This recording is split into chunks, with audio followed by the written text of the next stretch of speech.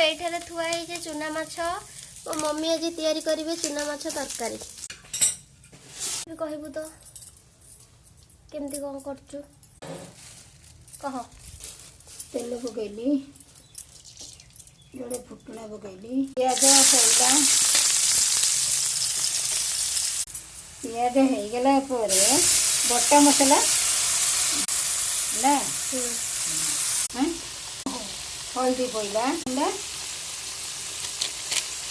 लंका गुंडा पड़ा माछ तरकारी आंबुल टे पड़ पड़ा